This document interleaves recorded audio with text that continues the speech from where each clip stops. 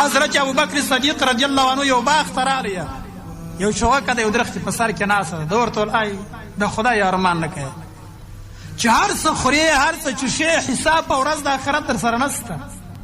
د ابوبکر به څه حالت وي چې د هر ذره عمل حساب په ورځ د آخرت ور سره کېږي. کاشکې ستا پر ځای زه وای.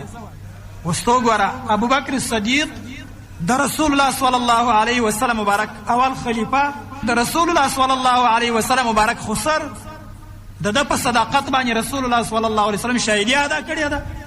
رسول الله صلی الله علیه وسلم د ځان ولی او دوست بللی دی، ولیکن دی دا وایي چې شغه کې کاشکې ستا پر ځای زه وای. ستا سره حساب نشته په ورځ د آخرت، زما سره خو کېدونکی دی. حضرت عمر فاروق یو خاشه راواخیسته په لاس کې وه، داسې نیولې ولې خاشې کاشکې ستا پر ځای باندې زه یم، ته خو چې ولاړلې زما سره خو په ورځ د آخرت حساب کېږي زما د اعمالو.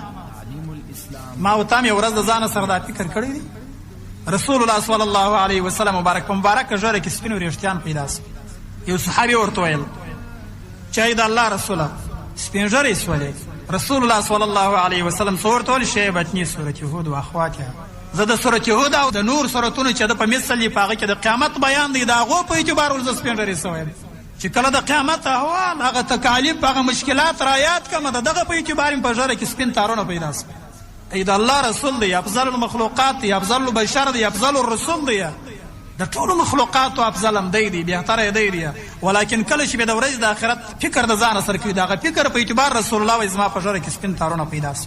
الله رب العالمین زموږ سره دا فکر پیدا کړي چې په خپل اعمالو کې فکر وکړو، د ورځې د آخرت لپاره یو نظر وکړو، د خپل اعمال اصلاح کړو.